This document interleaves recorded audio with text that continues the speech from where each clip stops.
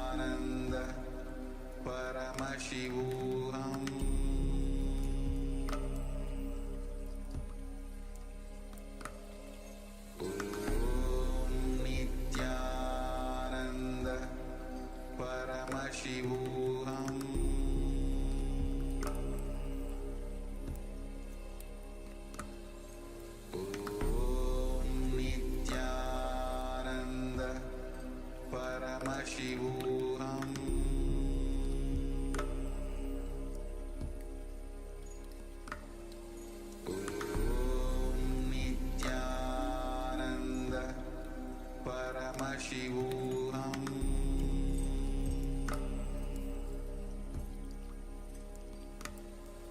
Om Nithyananda Paramashivoham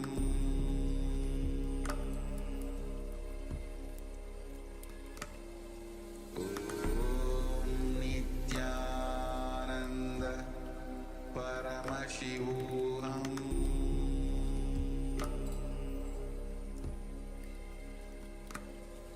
Om Nithyananda Paramashivoham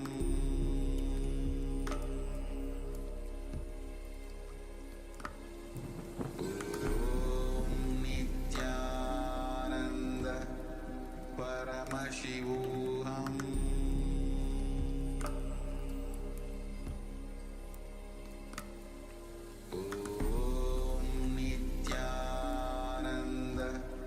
Paramashivoham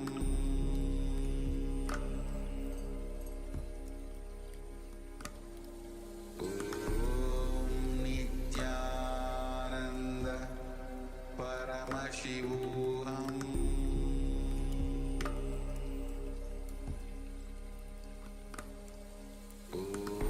Om Nithyananda Paramashivoham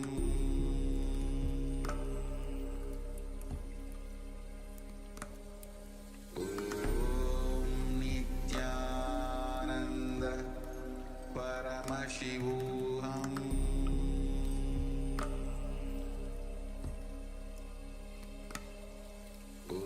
Om Nithyananda Paramashivoham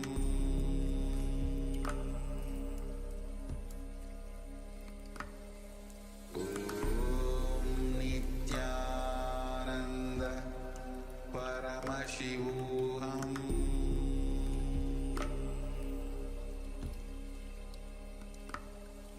Om Nithyananda Paramashivoham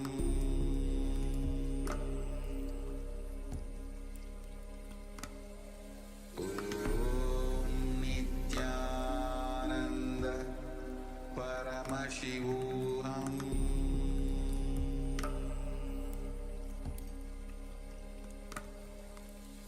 Om Nithyananda Paramashivoham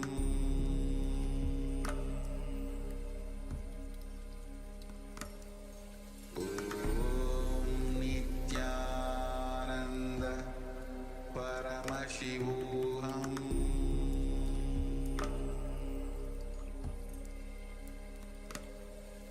Om Nithyananda Paramashivoham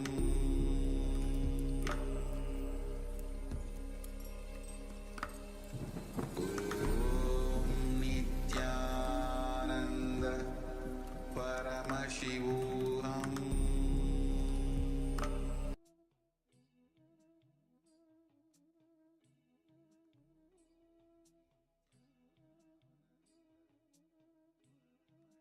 Yes. Now, slowly open your eyes with deep gratitude towards Swamiji. Whatever Swamiji revealed through the third eye, you can put it in the chat so that we can help you in the power manifestation. Moduling, please switch on your camera.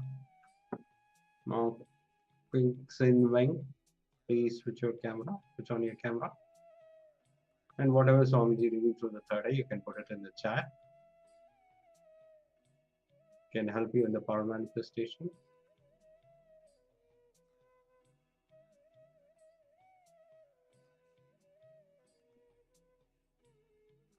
Yes, ma. Dual link and clicks in wing, ma.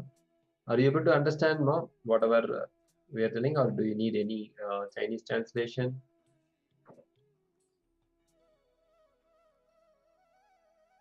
If you require a translation, please let us know in the chat.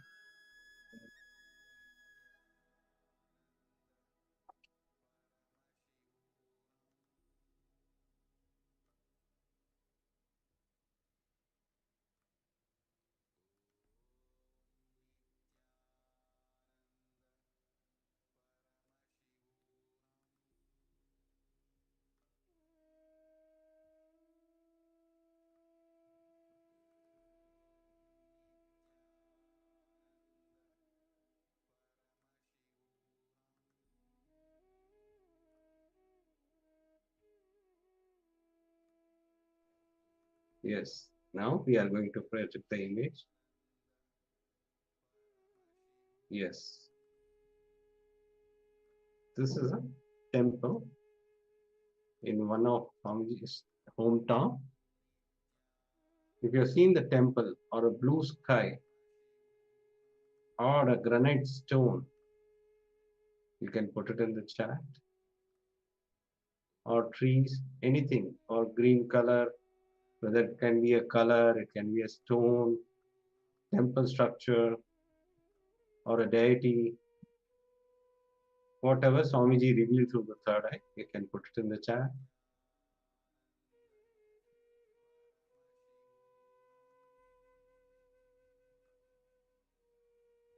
Yes, even if you should have got the visualization of any deities, because so many deities are sculptured in the temple tower.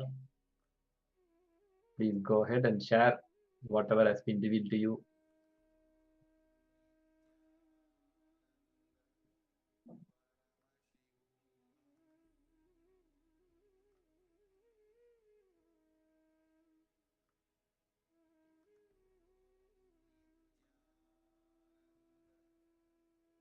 Yes. Now, let us enter into the next session. Get ready for the next session.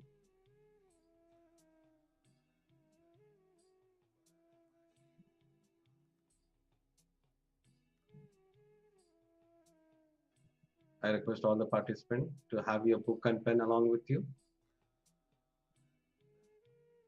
Today we are going to see about awakening the God particle in us.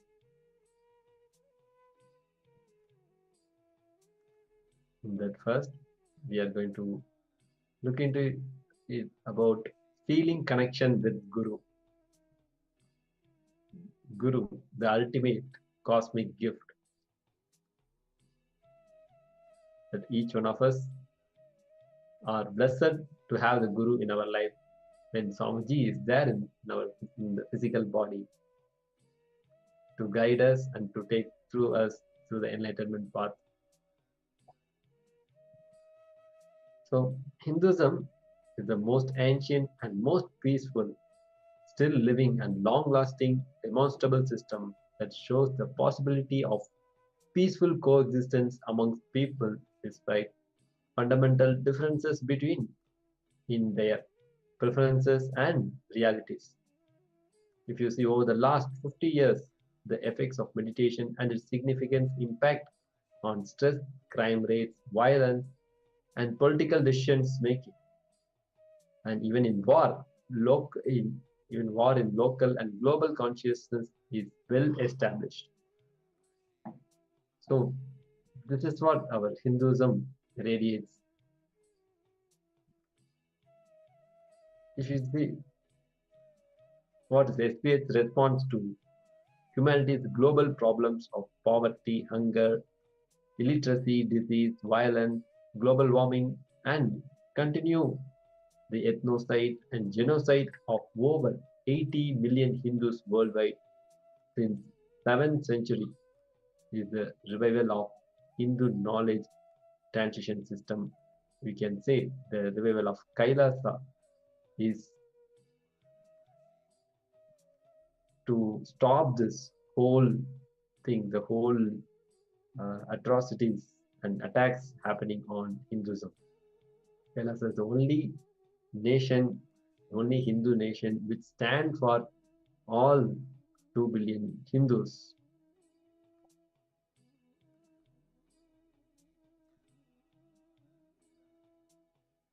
As we draw from ancient Hindu wisdom to address global challenges, we reinterpret Vedic knowledge for modern life, leading research in the areas like psychology, philosophy, medicine, cosmology, facilitating transformation for individuals and communities.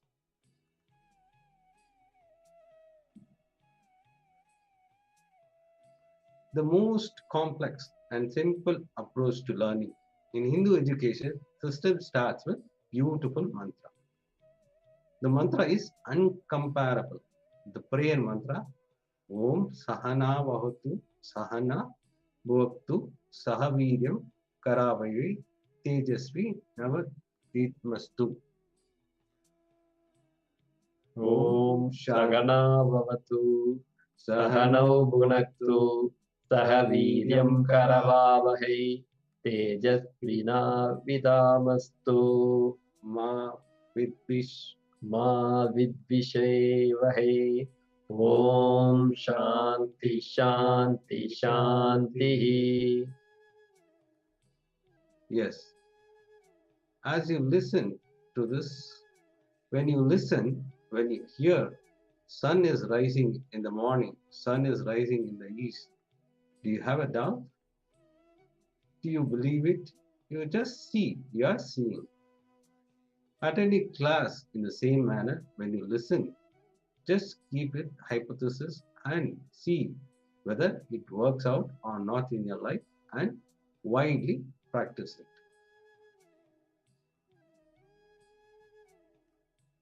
As the living representative of the unbroken oldest Guru Parampara from Paramashiva himself, I offer my devotees integrity, respect, commitment to that Guru Parampara first.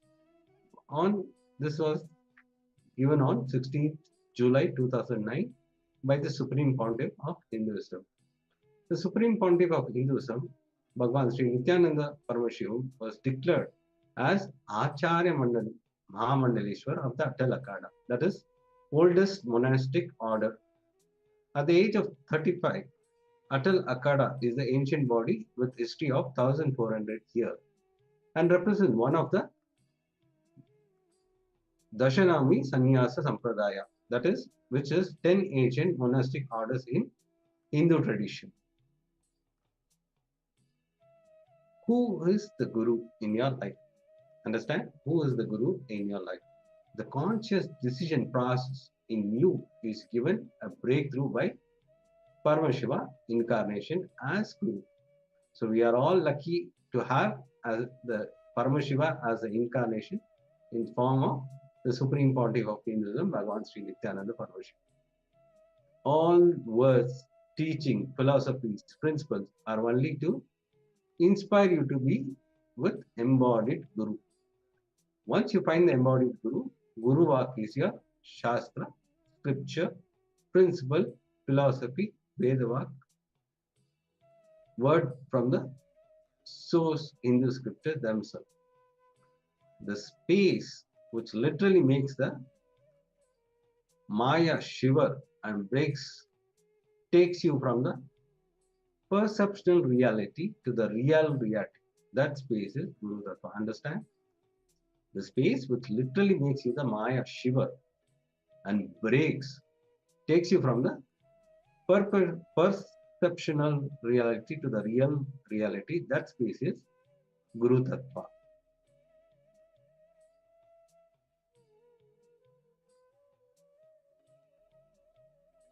Yes.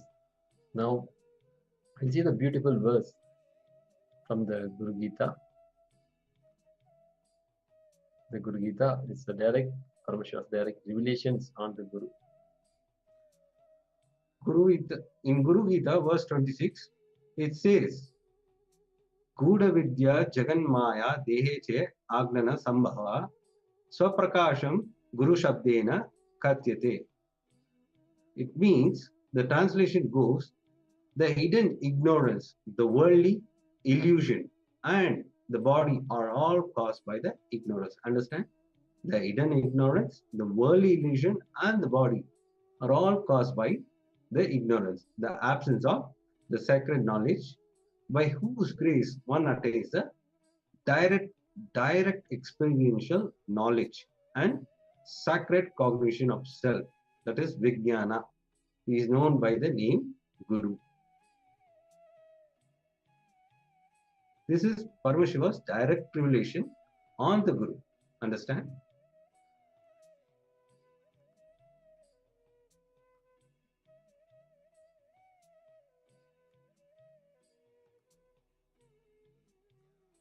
Guru awakens Paramashiva's possibilities in you. Always, this is the actual reality. The Supreme Pontiff of Hinduism always sees this. I am here not to prove I am Paramashiva. I am here to prove you are Paramashiva. So all the times we keep on repeatedly saying, we have listened many times from the SPH. When I awaken your biomemory, all your possibility will be awakened. When I awaken your biomemory, all my possibilities will be awakened. Understand? When I awaken your biomemory, all your possibility will be awakened. When I awaken your bioenergy, all my possibilities will be awakened. And Shivoham is your possibilities. Nithyanandaham is your possibility.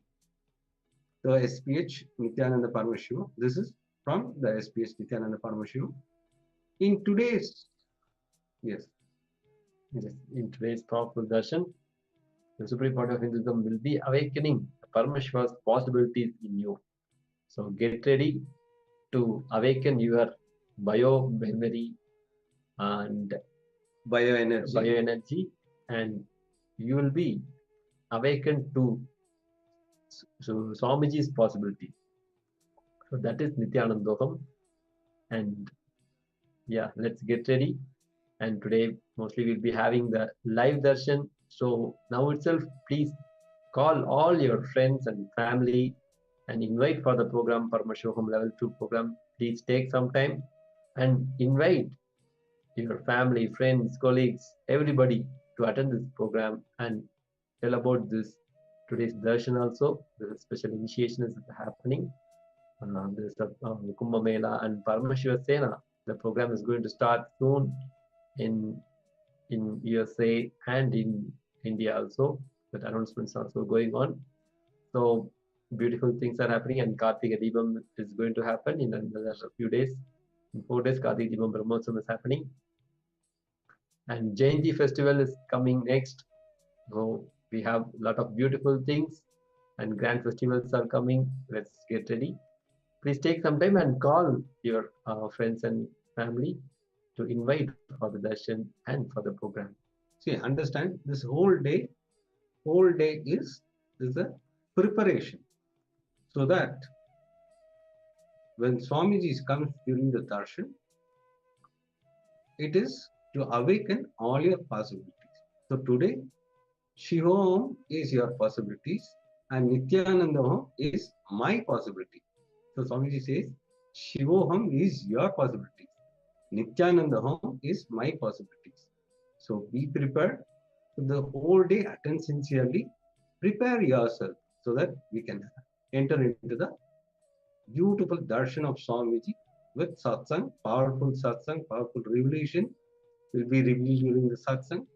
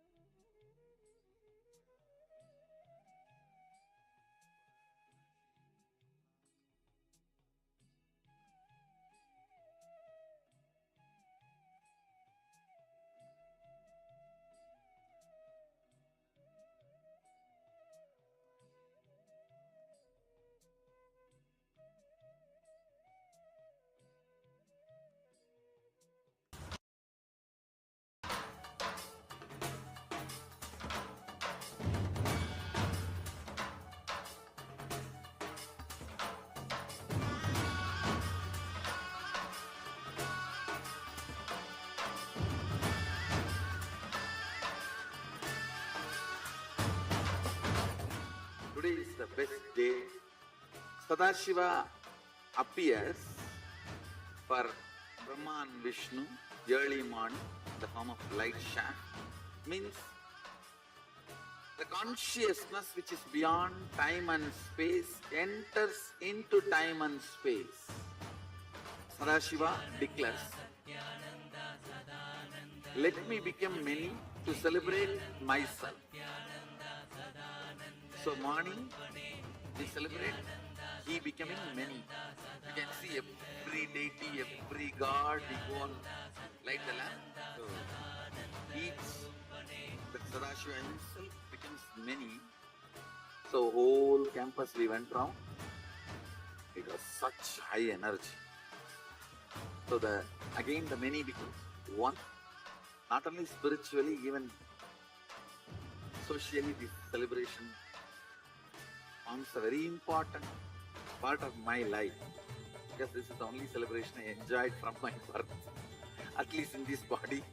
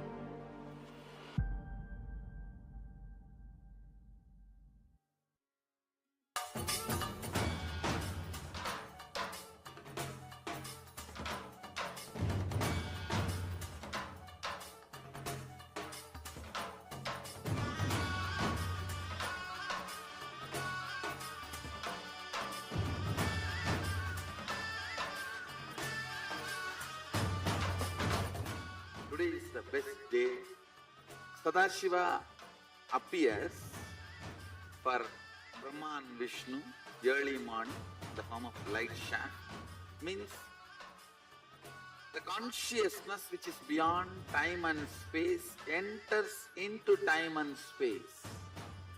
Sadashiva declares, let me become many to celebrate myself.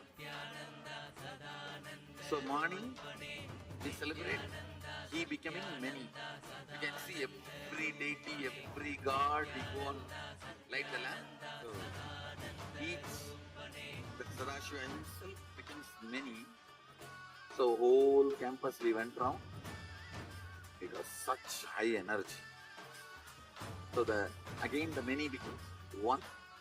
Not only spiritually, even socially, this celebration forms a very important part of my life, because this is the only celebration I enjoyed from my birth, at least in this body.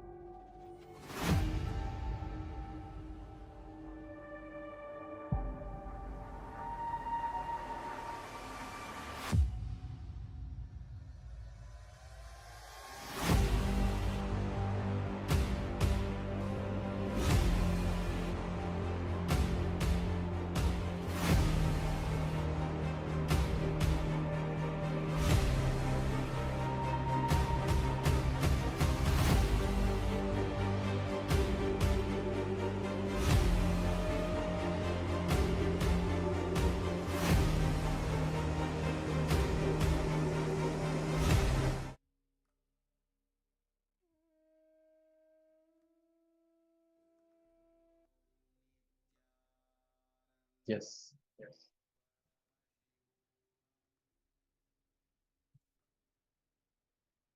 Now, let's enter into the other segments. So, as we discussed in today's darshan, we are going to get blessings to awaken our biomemory and bioenergy. So, now we are going to directly hear from Supreme Pontiff how being in Samadhi, it will awaken our bioenergy and biomemory. Please be seated with your head, neck, and spine in a straight line. Just have your book and pen along with you so that we can enter into the session, Swamiji's session, where Swamiji reveals powerful revelation on awakening the God particle and our ego, how the ego plays, and what all we suffer due to our ego. So let us enter into this session. Get ready. Have your pen and book along with you. Always have this thing so that whatever clicks you get, you pen it down. That will help you in your daily power manifestation as well as all the problems which are facing in your life. This powerful cognition will come up and will help you to solve all your problems.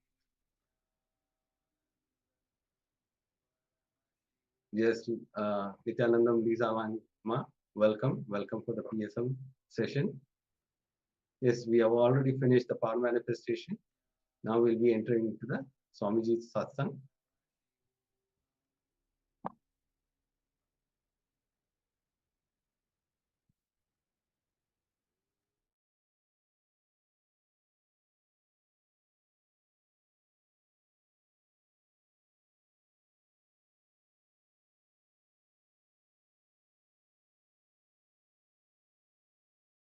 Ego will always be based on powerlessness. Respect will be always, self-respect will always be based on powerfulness.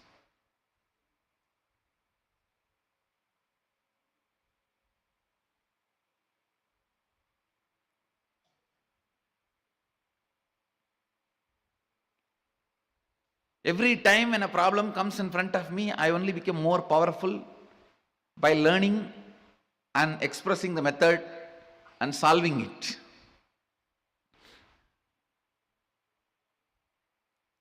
Understand? Self-respect for yourself is never an ego. Mahadeva does that to you when you practice Agama. All sufferings,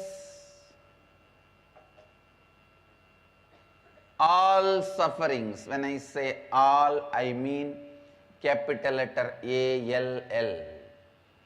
All sufferings is because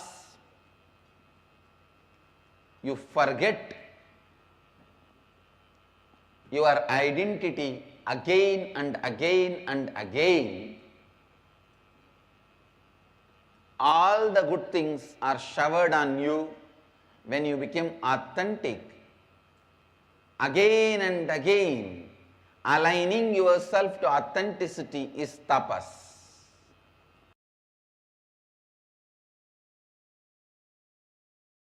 Listen, all your depression, all the feeling of suffocation you have, all the feeling of tortured you have, all the pain you have physically, all the pain you have mentally, everything boils down to one. Listen carefully, boils down to one. That one is fear of losing what you think as you comfortably. Fear of losing your existence. Fear of losing your experience as you. You think this is the way you should exist. And anything threatens that existence, immediately the fear is invoked, and when the fear is invoked, understand, you become cunning fox. You start doing all that third-rate strategies in which you think you can cheat life. No. The moment you become wolf, fox, whatever you do is not cheating others. You already cheated yourself.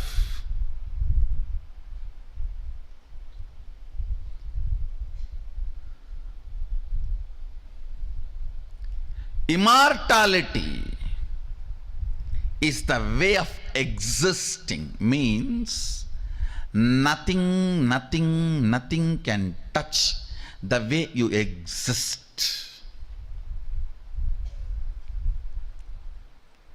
Find that existence of you which gives you a complete feeling that it cannot be changed. It cannot be questioned. It cannot be taken away from you. I have seen some of the most selfish human beings. It is all about me in them.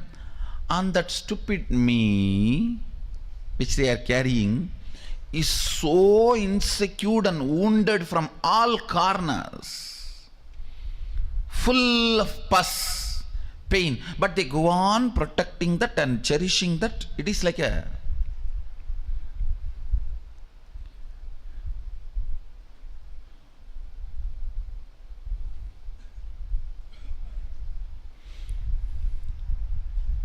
you have somebody who came to your house as an orphan,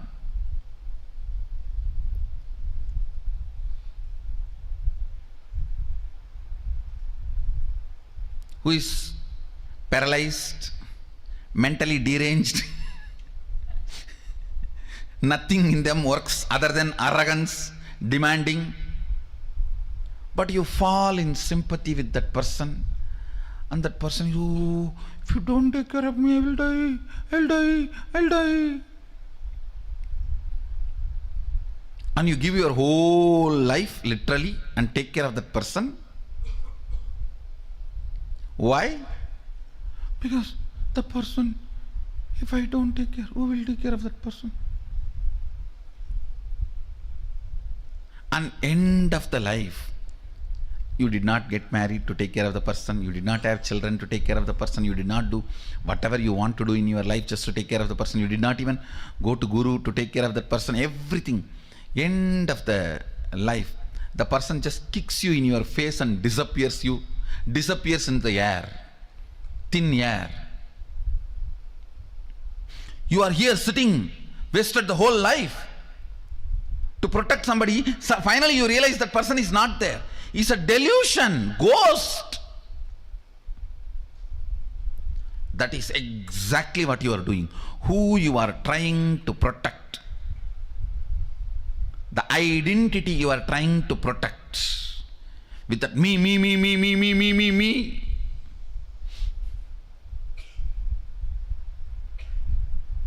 will suddenly disappear in the thin air after sucking your whole life.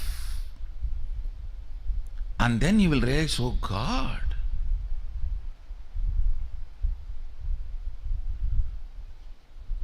the me in you will be the worst exploiter and cheater of you.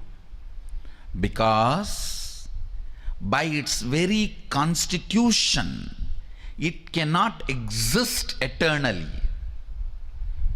but makes you believe it is going to exist eternally. You yourself cheat yourself. Listen very carefully. You need to understand this word amritatva. There is something in you which does not lose itself even while you go through the dream, while you go through the waking state, while you go through the deep sleep.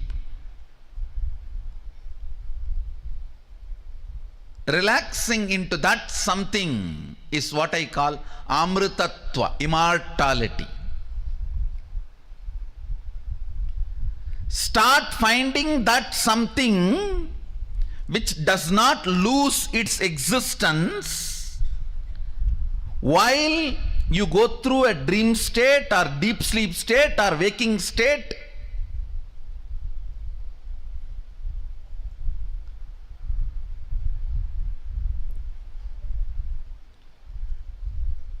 That in which when you relax, you don't feel threatened. You don't feel you have something to lose. You don't feel something is going to be taken away from you. You don't feel something is going to change in you.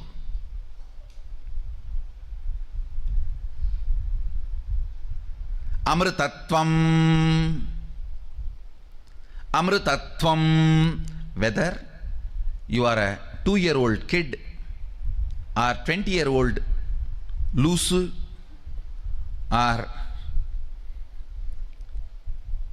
80-year-old Karabold or 99-year-old about to go get visa, whoever you are, the first priority for you should be recognizing that part of you. Actually, it is there like a bone marrow in you. That part of you, see, like how skin, then blood, then bone, and then bone marrow, how the structure of the body. Same way, your ordinary confusions, your ordinary attachments, then your ordinary fears. Then if you dig deep into you, the core you, inside the core you, just like inside the bone marrow, inside the core you is sitting that immortality, amritatva, which you don't lose or which does not recognize any of the physical, mental pains you imagine. You go on imagining physical, mental pain because of the hidden payoffs.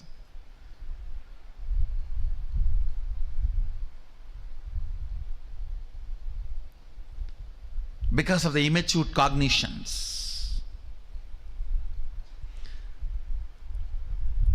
Just like inside your bone, the bone marrow is there. Same way, inside your identity, that immortality is there in the form of a pure light. In the form of a pure consciousness, pure light. Recognizing that part is the first priority.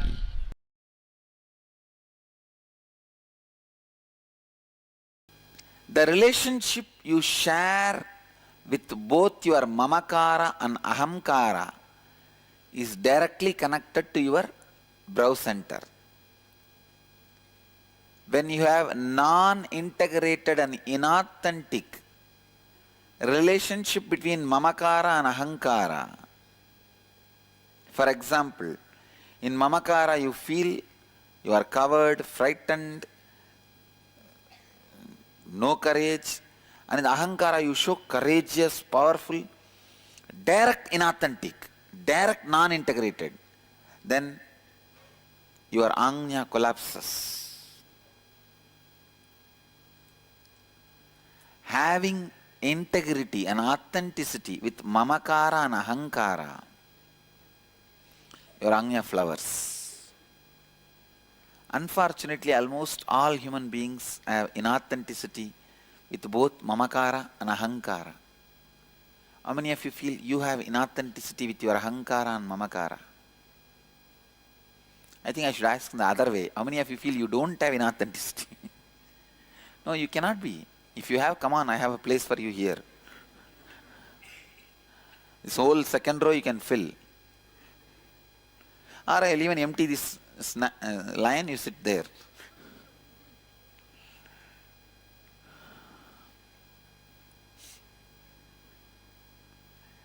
This seat is not that comfortable seat, understand?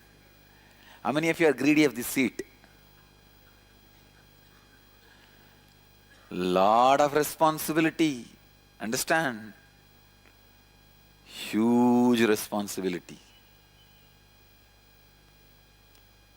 Even the snake, when it bites you, it will tell, you gave me the poison, what can I do? I can vomit this only to your feet. You give me nectar, I will vomit nectar. The Kalinga, that snake, tells Krishna, after trying to kill Krishna, this fellow tells, I vomited poison true, but you gave me that only. Means, for everything you became responsible. Listen. Inside you, you always believe yourself lower than what you are.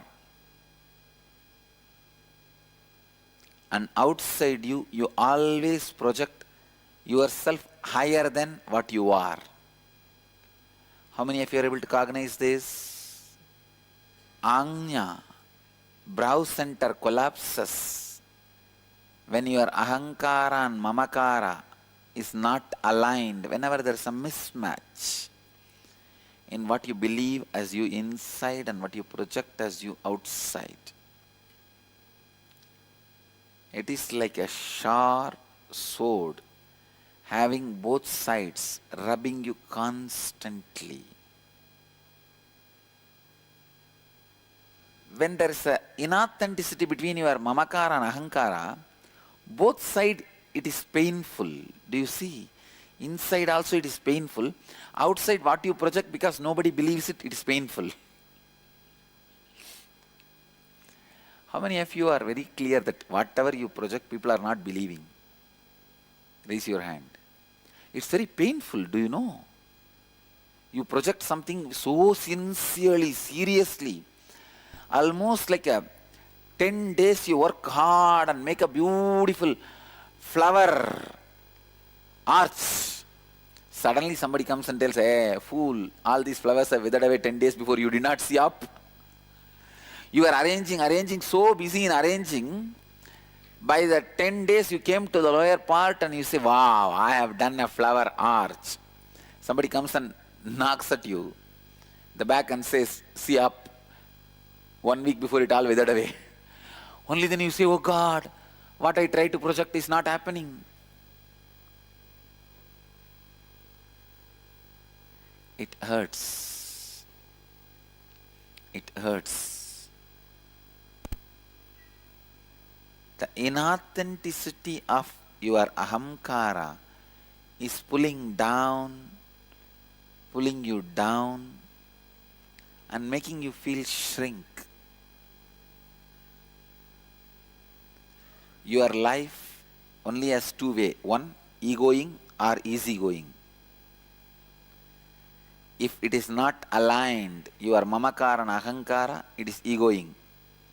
If both of them are aligned, it is easygoing. You can see when someone is egoistic, they become very heavy, serious, start living with disease. I think if you do the process, you will be able to have deeper insights. When you expose your mamakara to the world, you lose effectiveness with people. No, I am not saying you expose. All I am saying is align. See, what your ahankara you project, internalize that itself and make it as mamakara. That's all. So whatever, I am not saying project mamakara to ahankara. Project ahankara to mamakara. oh, whatever I project there, I just believe myself. Yes. Okay. That is easy. Listen. Scan your whole life and identify the specific aspects of your ahankara which leaves you with conflicting experience with others in your life.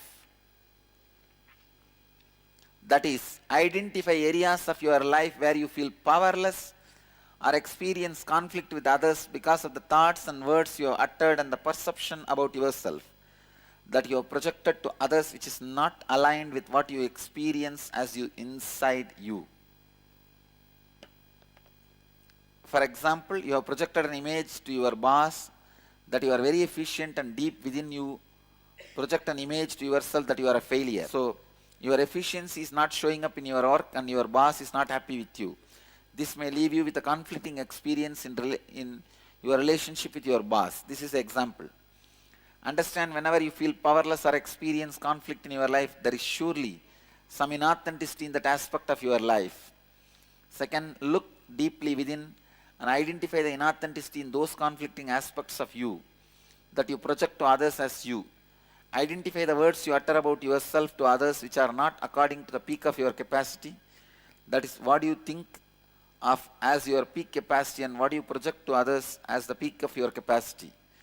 Identify the words you utter to others about yourself which you did not honor and fulfill. Now restore integrity and authenticity in those aspects of your life. Complete with others who are involved in the respective conflicting situations in your life. Actually, this fourth and fifth is you are supposed to be doing in the house. First three only you are supposed to write answer. Fifth is now with integrity and authenticity, give a new word to others about yourself. Give a new commitment to others which is aligned with the peak of your capacity.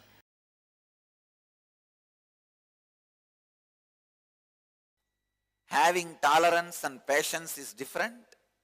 Compromising is different. Compromising means you should not come down from your spiritual cognizance.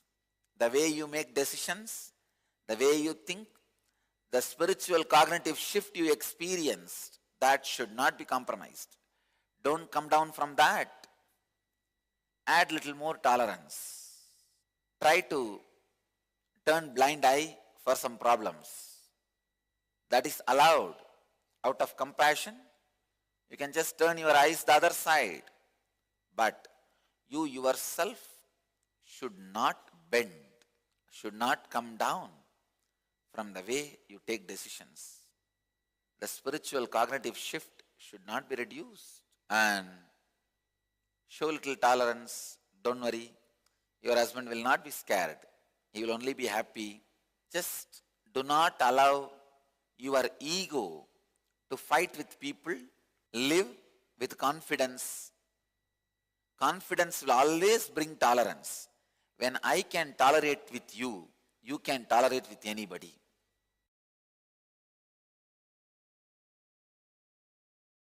The first question today is from Nathan Myers, who's saying, Dear Great Master, will you please give us the best way to renounce the breath of the human body so we may transcend the ego and release all attachment to the mind and body? Thank you for your highest teaching.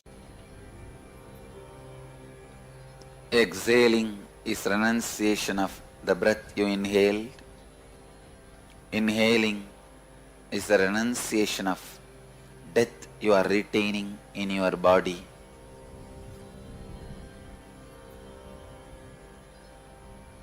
When you be in the center, neutral space between inhaling and exhaling, you renounce both life and death, rest in enlightenment. Inhaling is life, exhaling is death. Being in the neutral space, center of the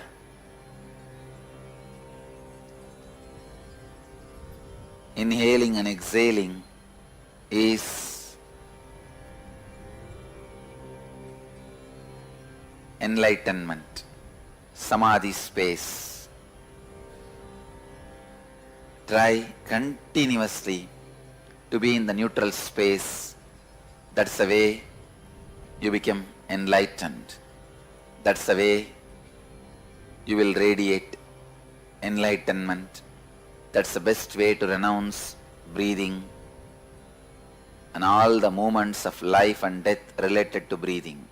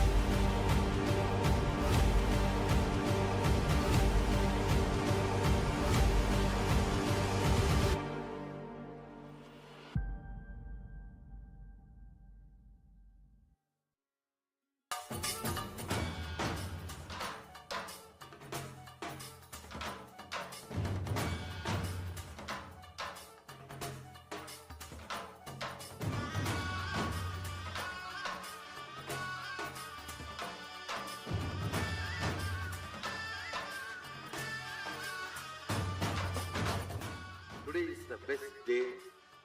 Sadashiva appears for Brahma and Vishnu early morning in the form of light shaft.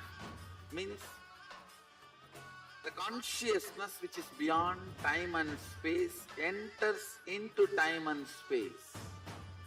Sadashiva declares, let me become many to celebrate myself. So morning we celebrate he becoming many. You can see every deity, every god, we go on light the lamp. So each, the Sadashiva himself becomes many.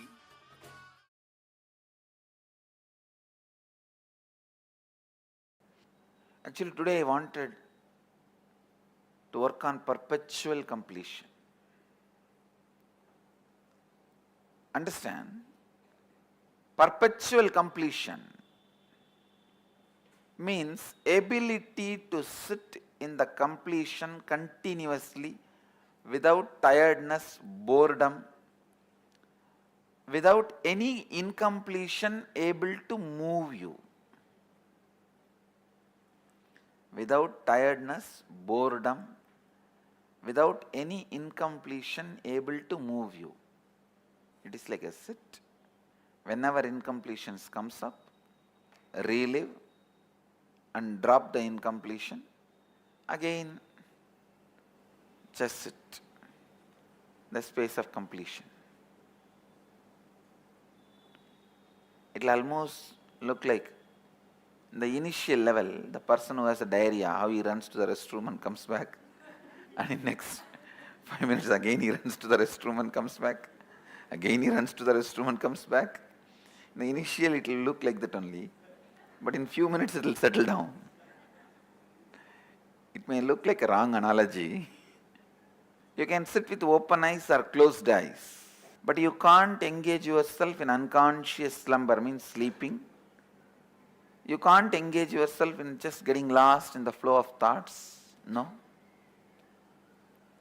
You will only sit in the space of complete completion. I am going to be here continuously encouraging you and guiding you. Listen. Listen to the instruction. You don't need to keep your eyes closed or eyes open. It's up to you. You want to keep your eyes open, keep it open. If you want to keep your eyes closed, keep it closed. It's up to you. But no thought current inside. You will sit in the space of completion. Any thought comes up is an incompletion. Then see the source. Why that thought? Feeling agitated, feeling irritated, feeling tired, feeling bored. Why that thought? See the source. When you started developing the same thought trend, relive, complete, relieve, come back to completion. How many of you understand the process? Shall we start? It will not be difficult, I tell you, very easy it will be. Only first 10 thought you have to do completion, and then after that it is just a simple decision, you will be in the space of completion. That is all. Permanent pain is nothing but every individual separate thoughts continuously coming. There is no permanent, continuous. Broken leg, every thought. I have had a hand fracture. Every thought of pain is continuous, not permanent. You can look in what mind says pain, from where that thought trend of pain is developing, how I am developing, look in. When you started developing, just see that thought trend and complete, relive. You will see it disappears. So thought will cross the thought and you will be thoughtless. Understand? Completion is also one thought which completes the incompletion. You will be in the space of completion. I tell you, you can complete even with the life incidences happening. For example, if you are continuously abused, decide I am completing with this pattern. You will see suddenly, you will stop attracting the people who are abusing you.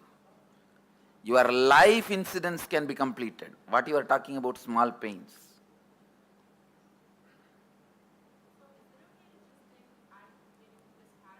Yes. I think going through a little bit inside and reliving will help you. No, that hatred to go in is one more pattern.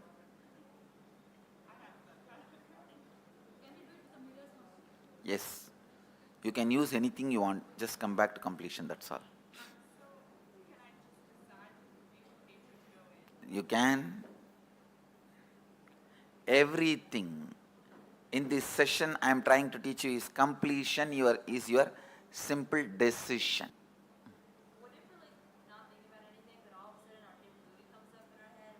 That is incompletion. That is what I am telling. Run to the bathroom immediately. Take a diarrhea patient. Complete, drop, and come to the space of completion. Actually, I am teaching you to live in Nirvikalpa Samadhi. Perpetually living in Nirvikalpa Samadhi. Perpetually living in the space of Advaita. Perpetually living in the space of completion. That's what I am teaching you guys now. Say, all these days we pulled out many incompletions from inside and completed. Today, we are just looking, whoever comes to fight with you, you are going to fight with them. That's all. We don't call for Mahabharat war.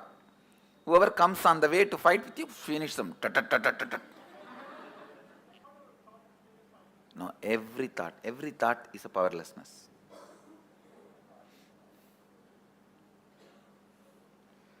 Shall we start? Yes. You don't need to close your eyes or tie the ribbon.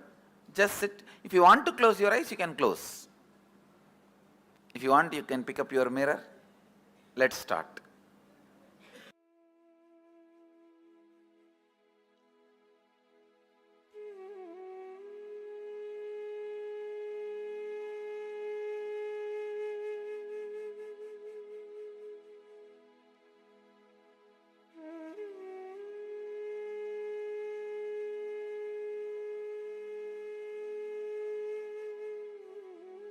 You don't need to keep your eyes closed or eyes open. It's up to you. You want to keep your eyes open, keep it open. If you want to keep your eyes closed, keep it closed. It's up to you. But no thought current inside. You will sit in the space of completion. Any thought comes up is an incompletion. Then see the source. Why that thought? Feeling agitated, feeling irritated, feeling tired, feeling bored. Why that thought? See the source. When you started developing the same thought trend, relive, complete, relive, come back to completion.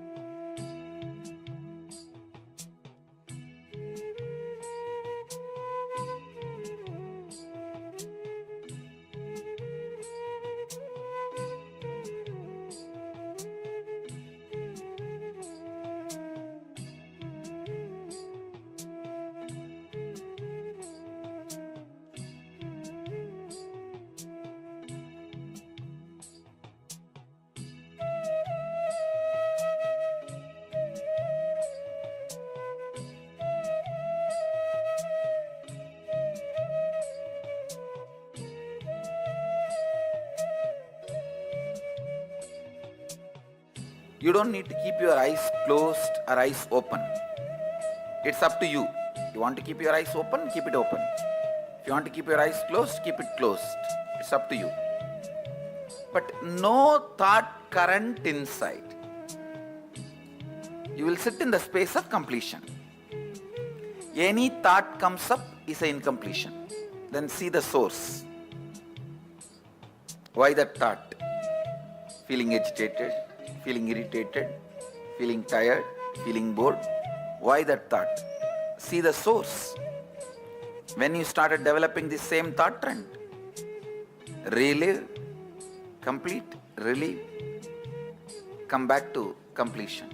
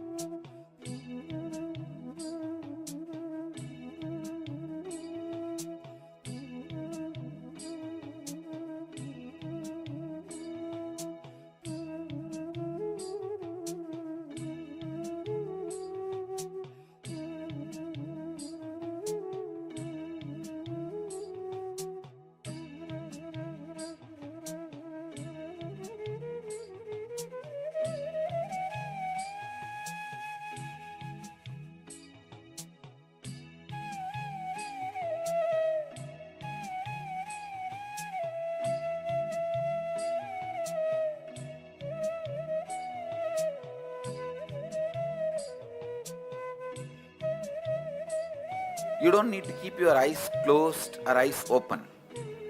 It's up to you. You want to keep your eyes open, keep it open. If you want to keep your eyes closed, keep it closed. It's up to you. But no thought current inside. You will sit in the space of completion. Any thought comes up is an incompletion.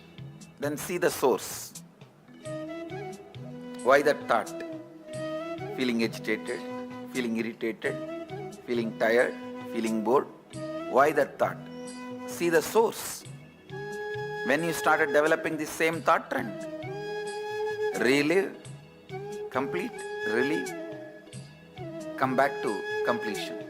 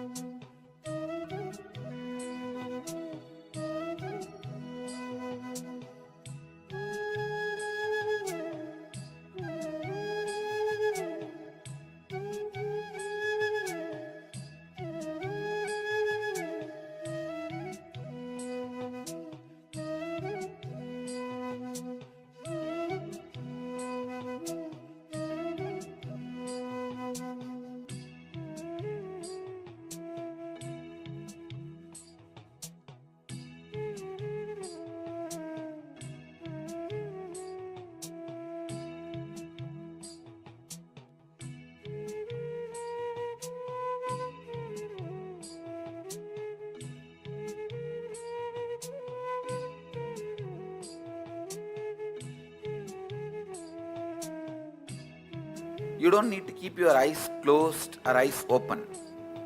It's up to you. You want to keep your eyes open, keep it open. If you want to keep your eyes closed, keep it closed. It's up to you. But no thought current inside. You will sit in the space of completion. Any thought comes up is an incompletion. Then see the source. Why that thought? Feeling agitated, feeling irritated, feeling tired, feeling bored. Why that thought? See the source. When you started developing the same thought trend, relive, complete, relieve, come back to completion.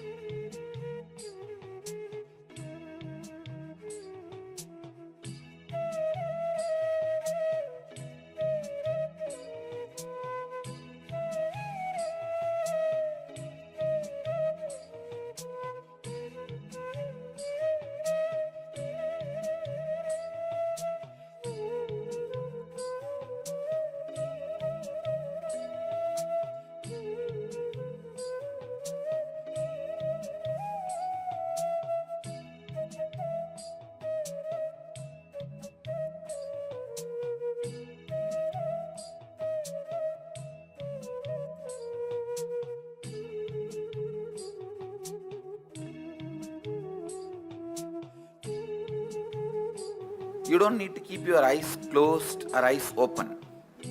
It's up to you. You want to keep your eyes open, keep it open. If you want to keep your eyes closed, keep it closed. It's up to you. But no thought current inside. You will sit in the space of completion. Any thought comes up is an incompletion. Then see the source. Why that thought? Feeling agitated, feeling irritated, feeling tired, feeling bored. Why that thought? See the source. When you started developing the same thought trend, relive, complete, relieve, come back to completion.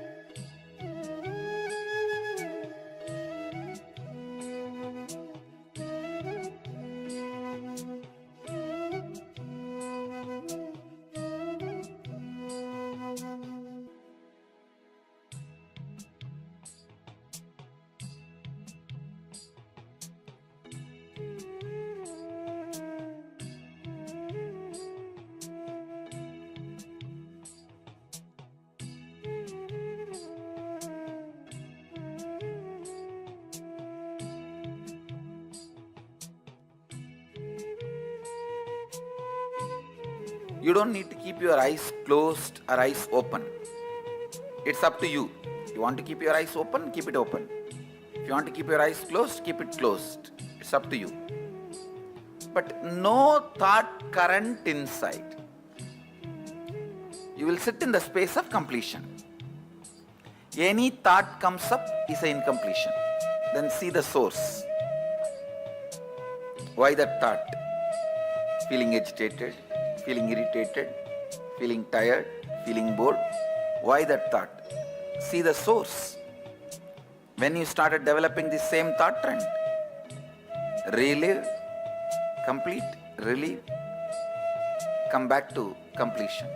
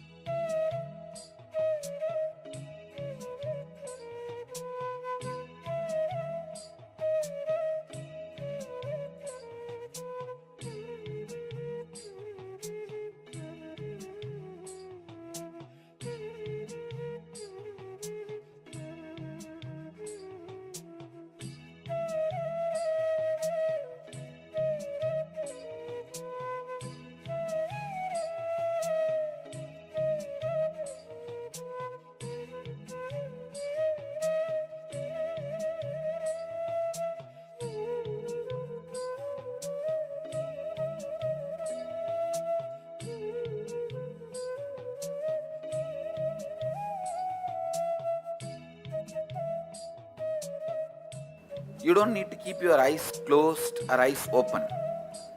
It's up to you. You want to keep your eyes open, keep it open. If you want to keep your eyes closed, keep it closed. It's up to you. But no thought current inside. You will sit in the space of completion. Any thought comes up is an incompletion. Then see the source. Why that thought? Feeling agitated, feeling irritated, feeling tired, feeling bored. Why that thought? See the source. When you started developing the same thought trend, relive, complete, relieve, come back to completion.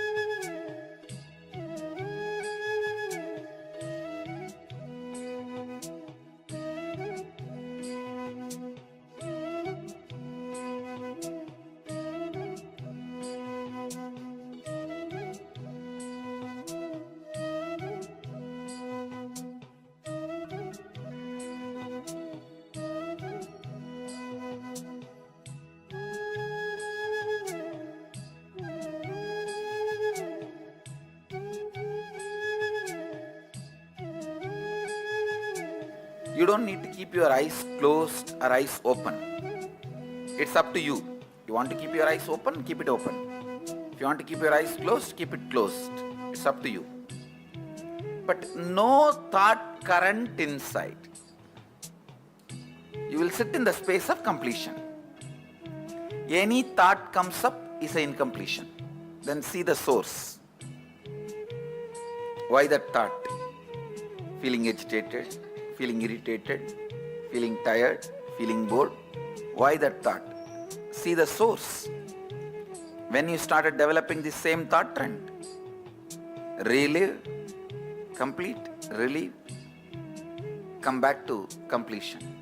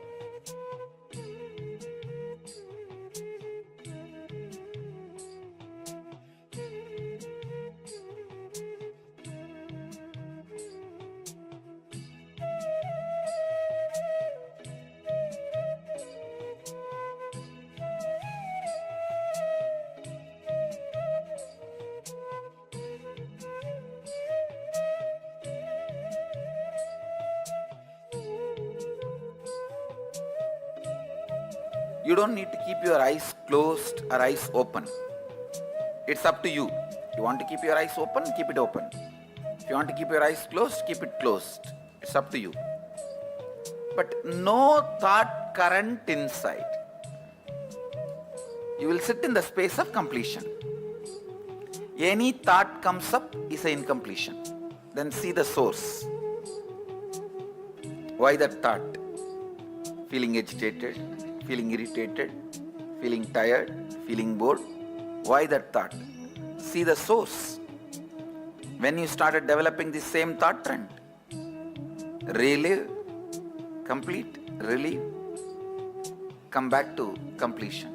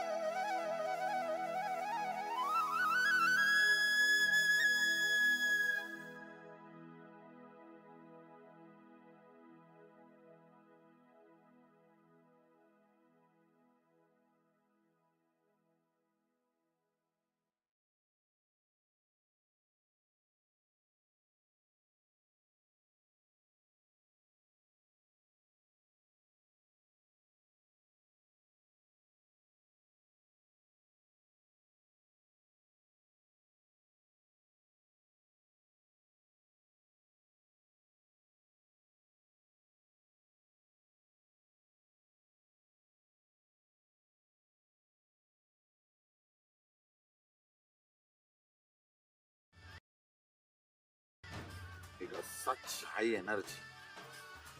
So the many becomes one, not only spiritually, even socially, this celebration forms a very important part of my life, because this is the only celebration I enjoyed from my birth.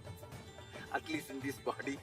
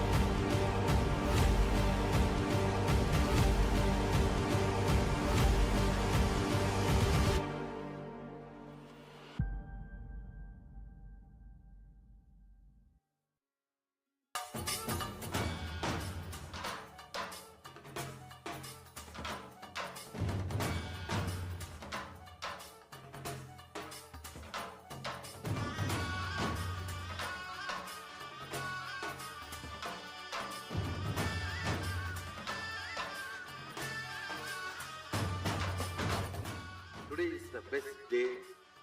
Sadashiva appears for Brahma and Vishnu early morning in the form of light shaft. Means the consciousness which is beyond time and space enters into time and space. Sadashiva declares, let me become many to celebrate myself. So morning we celebrate he becoming many. You can see every deity, every god, we go and light the lamp. So each, the Sadashiva himself becomes many. So whole campus we went round. It was such high energy. So again the many becomes one. Not only spiritually, even socially this celebration forms a very important part of my life, because this is the only celebration I enjoyed from my birth, at least in this body.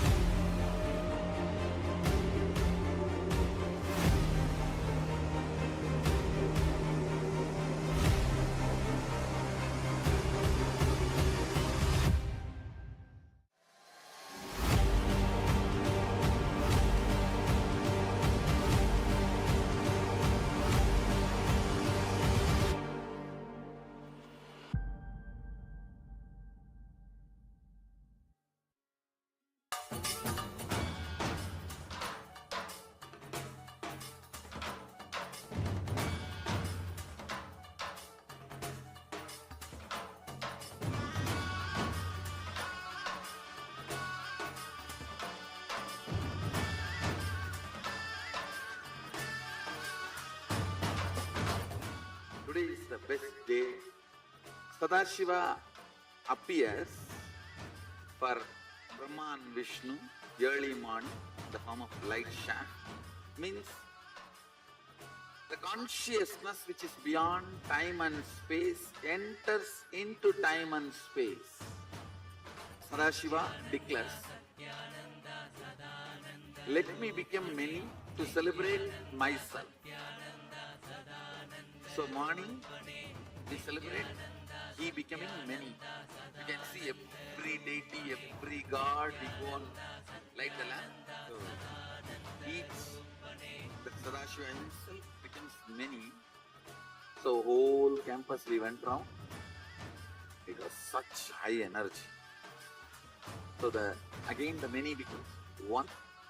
Not only spiritually, even socially, this celebration forms a very important part of my life.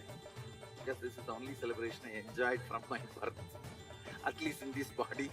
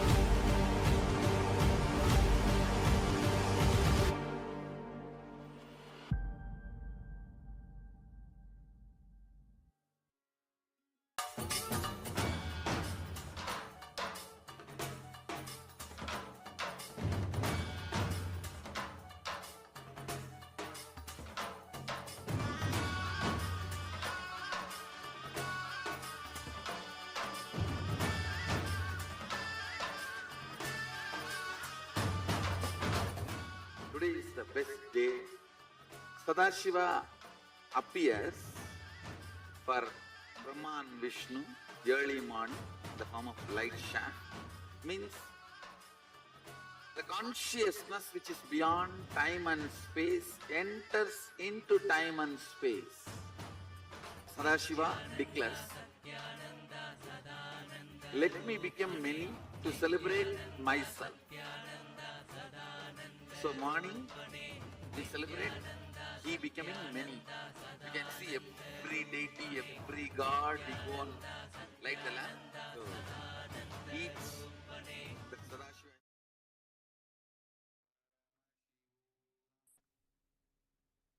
Yes. Now, let us enter into the internalization.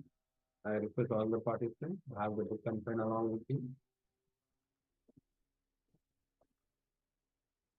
So today we'll be looking at freedom from body and mind. Ego will always based on powerlessness. Understand? Ego will be always based on powerlessness. Respect always be based on self-respect will be always be based on powerfulness. Understand this? Ego will be always based on powerlessness. Respect always will be based on powerfulness. Understand? Self-respect for yourself is never ego.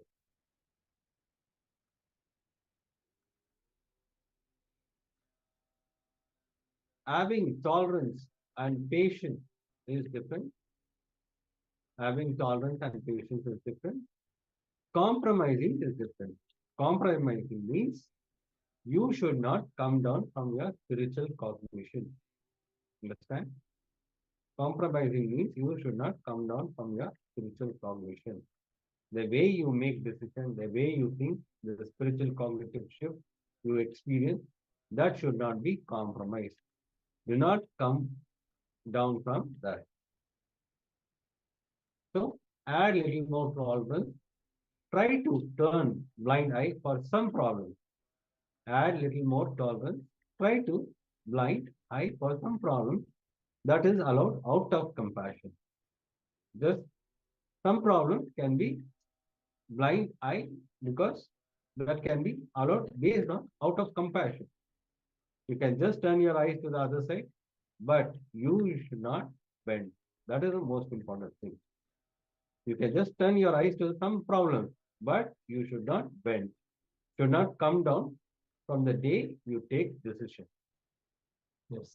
So for the sake of other people, for example, you have some powerful cognition that you decided you're going to live by.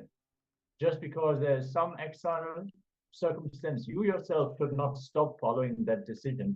But you see another person who might have not had that insight, that understanding. To them, you don't have to be so harsh. You can turn a blind eye to them out of compassion. They also need to learn that is right, but they might have not yet had that understanding. So out of compassion, you can turn a blind eye towards them. Let us now enter into the actual internalization exercise. Scan your whole life and identify the specific aspects of your ahankara, which leaves you with conflicting experience with others in your life. Just like this example, many times you make a decision in your life, you're very clear about it, but the people around you, they do not immediately align to what you want to experience as your new reality. And you fear the friction, you fear the resistance. So like this, look in and based on your outer image, look what are the conflicting experiences that are being created. It's going to be the first step. So identifying areas of your life where you feel powerless or experience conflict with others because of the thoughts and words you have uttered and the perception about yourself that you have projected to others, which is not aligned with what you experience as you inside you. So that is the conflict between the inner image and the outer image. Understand whenever you feel powerless or experience conflict in your life, there is surely some inauthenticity in that aspect of your life. So let us take a few moments, look through our life. Even recent incidents are okay because these patterns recreate themselves all the time. So look in, scan your life, your whole life, and identify the specific aspects of your ahankara, your outer image that you are projecting, how you want to show yourself. Those aspects which leave you with conflicting experience with others in your life. If you have any questions about this step of the process, let us know. If there's any clarity you need, we'll happily help you out. Make sure you have your pen and paper ready and you write it down elaborately. If you want, you can first make a list and then add details, but it should be elaborate. So let us get ready for this step of the exercise.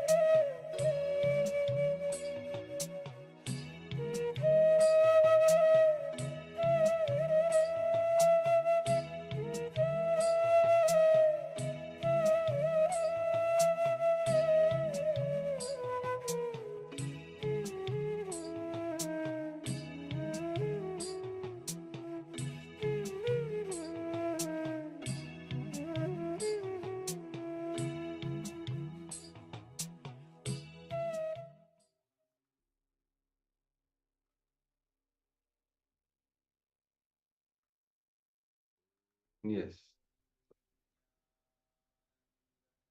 Now we will enter into the step 2.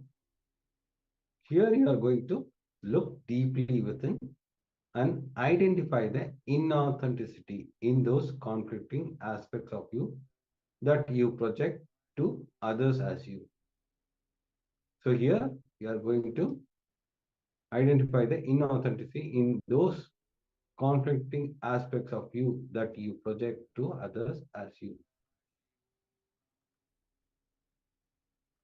Yes, take a few moments and look into these incidents. Wherever you feel you're projecting some inauthenticity.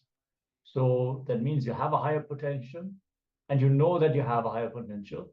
But on the outside, you show something which is less. You show, I'm not able to do this. You're projecting yourself as you, as lower. For others to think that you're not able to do this, maybe you just don't feel like doing it, or you yourself are convinced. But if you look in closely, you will see that these are inauthenticities. So let us take a few moments, hand down elaborately. And if you have any questions, let us know so we can help you in this exercise. So for an example, I can give you, like you are in an office, so you have a department's work, you know they have shifted to some other department, you are qualified for it, but you ignore because of you don't want to take that responsibility. So that is where you stop you stop yourself. So because you don't want to take the responsibility, you just say no, I don't know how to do this, but there are ways to learn and do it, but we simply stop ourselves from taking the responsibility. So you can pen down all this.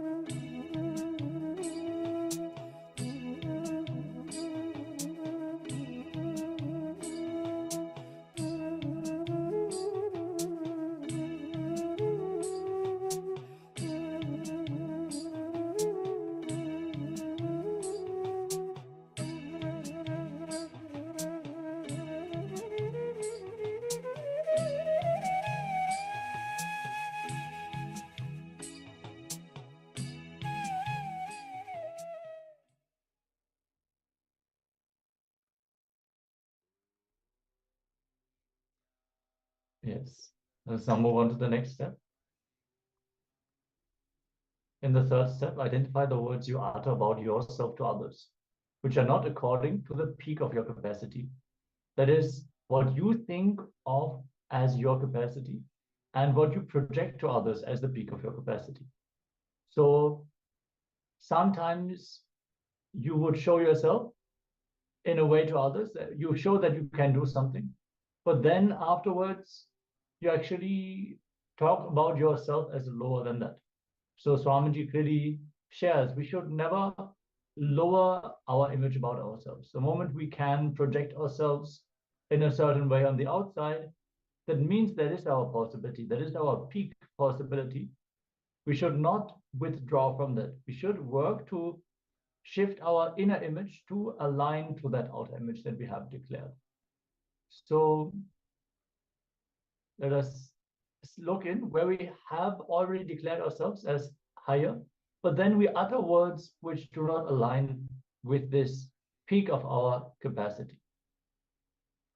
If you have any questions about this step of the process, we'll happily help you out. Let's enter into this exercise.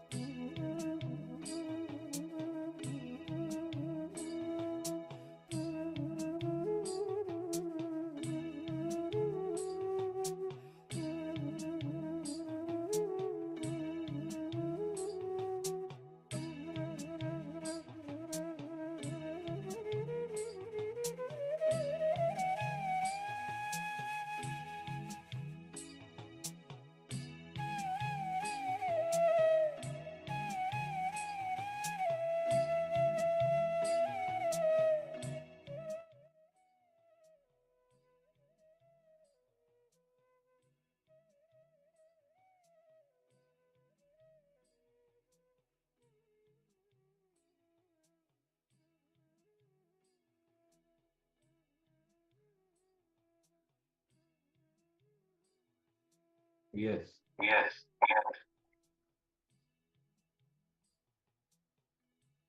Now, let's enter into the step 4.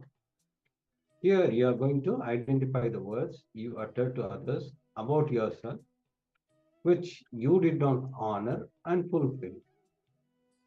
Here, you are going to identify the words you utter to others about yourself, which you did not honor and fulfill. Now, you are going to restore integrity and authenticity in those aspects of your life. For an example, if you're actually, you said you'll be working on this for a project, but you didn't fulfill that.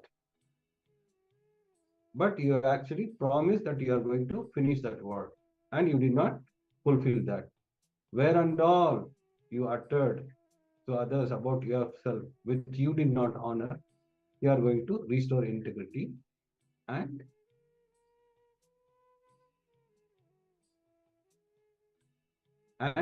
restore integrity and authenticity in those aspects of your life.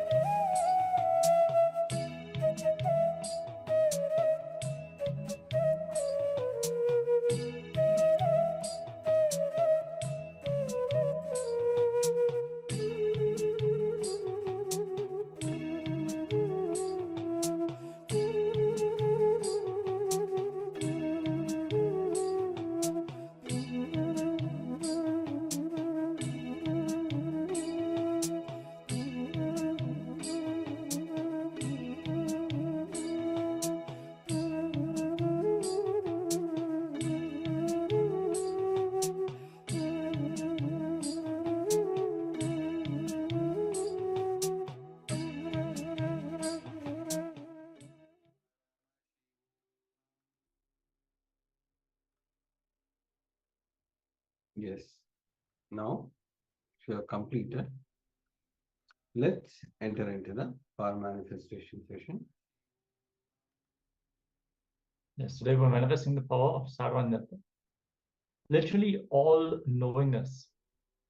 So in this power manifestation, we are going to project, we're going to have a page of a book open, and we're going to give you the page number for you to scan. So the power of Sarvangatva is such that you can retrieve any information, can receive the answer to any question. And for example, we are going to have book pages. So we're going to tell you the name of the book and the page number. And you're going to use your third eye and find out what is the content of that page of the book.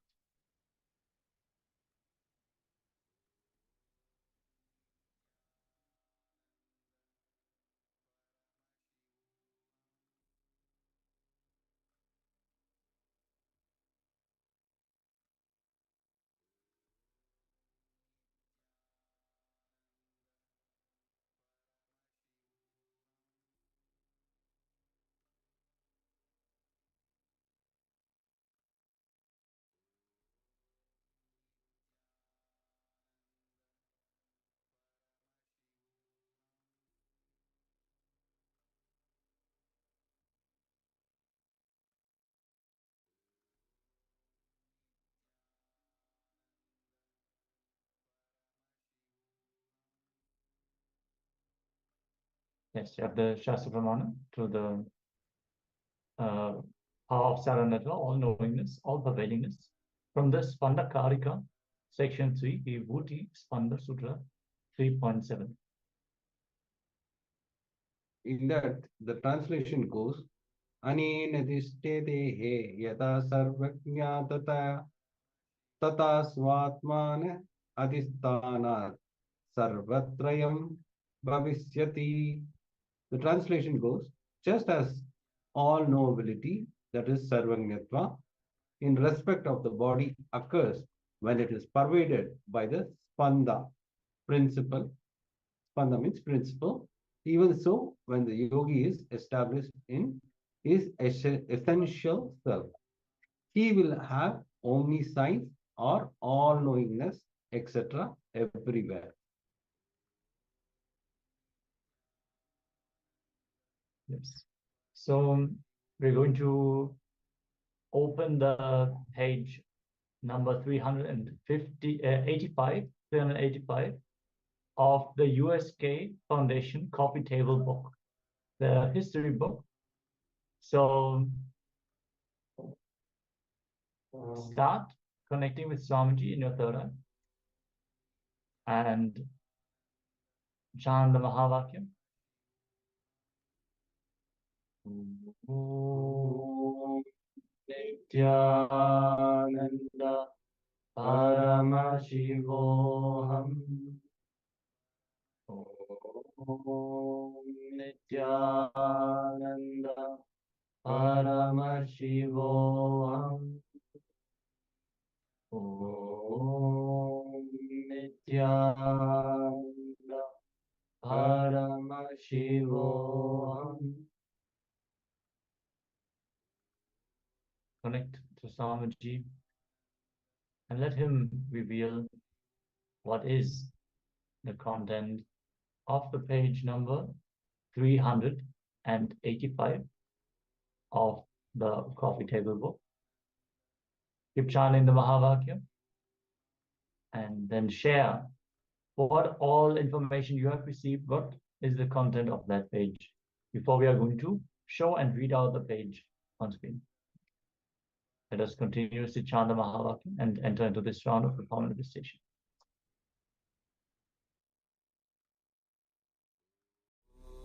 Nithyananda Paramashivoham.